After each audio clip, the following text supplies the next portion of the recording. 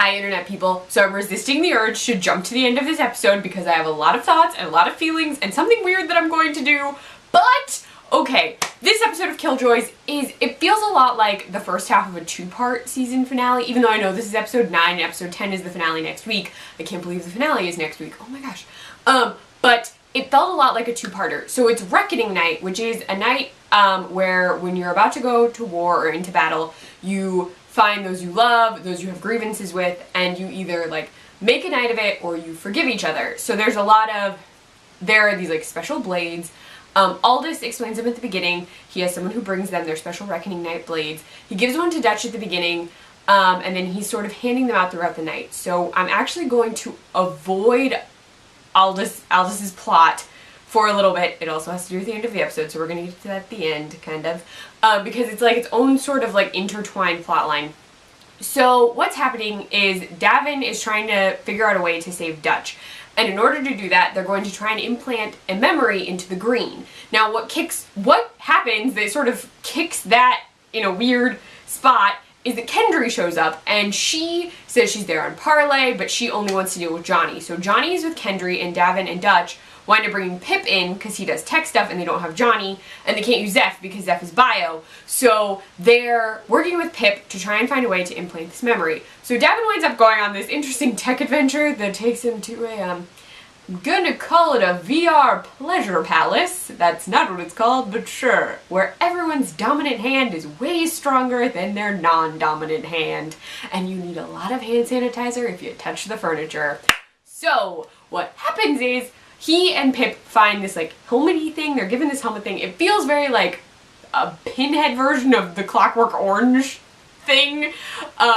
So they're going to use Catan. I think it's just Catan.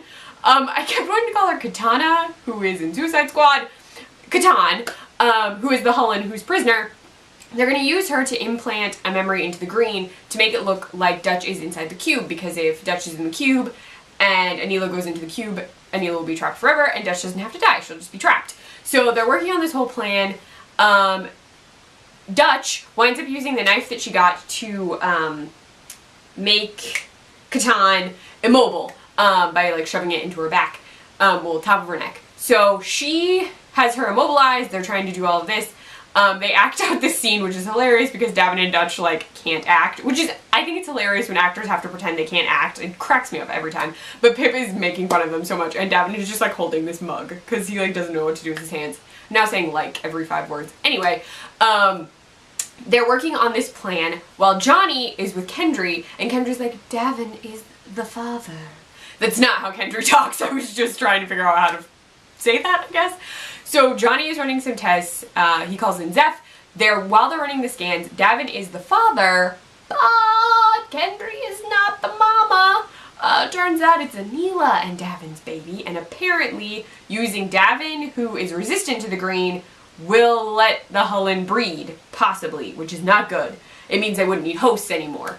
The problem is that Kendry is interesting this episode, because I've been wondering, I think she is in some ways attracted to Anila. I think some elements of that are true. Like, she admires her, she does have some sort of feelings for her, but she's also being kept prisoner by Anila and is playing for survival. So she's sort of amping up those feelings, making Anila feel like the two of them have this like super strong bond.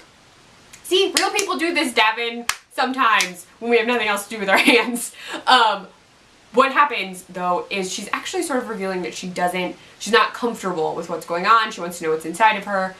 Then, when she goes to leave, she breaks parlay, says it's over. Johnny then has her taken prisoner. So she's not leaving, which technically I think would be an act of war if they weren't already at war, so it just continues the act of war.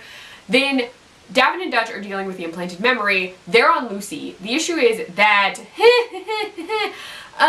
Pip isn't really paying attention to Catan, and then Catan knocks the knife out of her, and then she attacks Pip, and then Lucy goes offline, and everything seems awful because Davin and Dutch were having a very cute moment, and then they have to fight, and then Catan fights with Dutch, and then Dutch takes her out, but then the real memories have been put into the green, so Anila will know everything.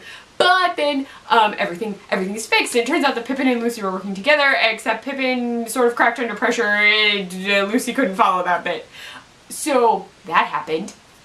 While that was going, like, with all of that handled, Davin and Dutch finally have a moment where they talk about what's going on, and Davin, she doesn't want him to tell Johnny. She doesn't want him to tell Johnny that she's gonna die at all this whole time. And then Davin says, why do you think I can handle this? And he can't. Because he's actually, like, losing it. This is after he shot Catan into space because she said she could live in space forever, but she'll be an unconscious space popsicle because that's what happens when you get thrown into space. So she's out there in space. That's not genuine, like, a normal person would die. The Hullen, I'm gonna guess, just freeze, kinda, like, conscious frozen? I don't know. But then they have a moment, and I'm very sure that Lucy dimmed the lights when they started kissing, and it was adorable. So that's that plot. I'm going to get to the end plot in a sec for this, because well, actually, I'll finish it now. Johnny, Davin, and Dutch have a conversation, and Johnny and Davin decide they're going to try and find a way to save Dutch. But Johnny knows that Dutch's plan is to die. So the plot that was occurring throughout, that was connected to Reckoning Night, more specifically, is Aldous has been taking these knives. He goes to Fancy first, and he cuts his own hand and says that he should have been there for Fancy, and he's saying he's sorry, and that he's sorry it took him so long to say that. He then gives the knife to Fancy. Fancy says, I'm not really a religious man, like, why would you think I would care about Reckoning Night? He winds up going to Turin. If you could see my hands, I'm, like, pointing on my bed, because apparently I didn't think about the whole, like, you wouldn't be able to see that. Turin, Fancy goes to Turin. Turin is in prison. Fancy cuts his hand, says he still does not trust Turin, but he forgives him and lets him out. So Turin is now out and has his own blade. And I was anticipating seeing what Turin would do with his blade, but that's not actually what happens. So that's what happened with them. We've also been in and out of the bar. Pre and his man, whose name I keep screwing up. I'm just gonna call him Gare, because I'm gonna say it wrong. And Pre calls him Gare Bear, so we're going with that. So Gare's been very, like, edgy, and finally they have a discussion. Pre says that he's seen so many reckoning nights that it's really that you come back alive that matters. And this whole time there's been a woman at the bar getting super drunk. Turns out it's Gare's mom, and he brought her so she could approve of Pre, and it's super cute and adorable, and I loved it. So that's going on. When Turin gets out, he goes to the bar a little bit after that, and he's drinking, and Tom Allison, as Pre, is singing this amazing cover of Wayfaring Stranger that is being sung under the bar, like, getting ready. And then we see Dutch. She said she had something to do.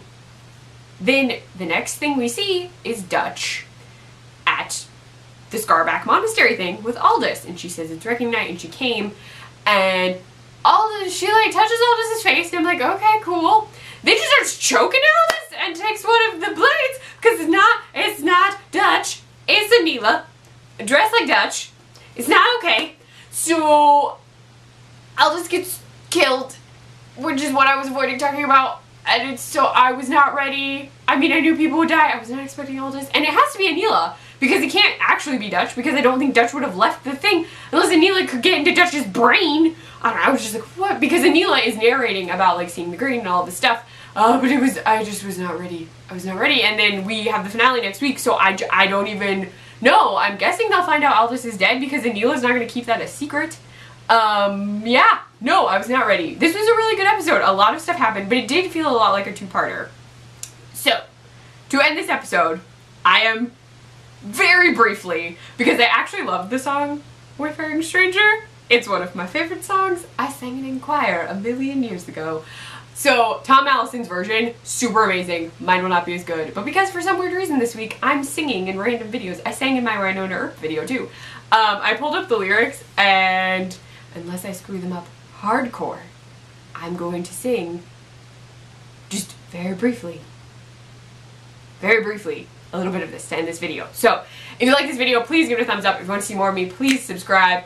You can find me on Twitter at Kleffnotes, on my blog, kleffnotes.wordpress.com, or for the Nerdy Girl Express, thenerdygirlexpress.com, and or in their Snapchat, thenerdygirlexp. And if you want to hear me sing, just hold on. 2 seconds. 2 seconds. Just 2. Sort of.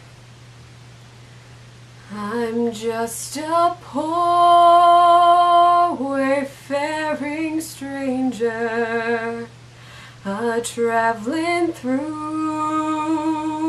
this world of woe.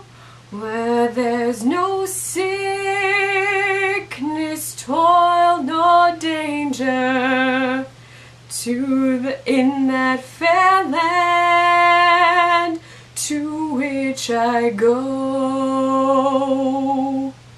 Okay, I screwed up the words a little bit, but anyway, bye internet people.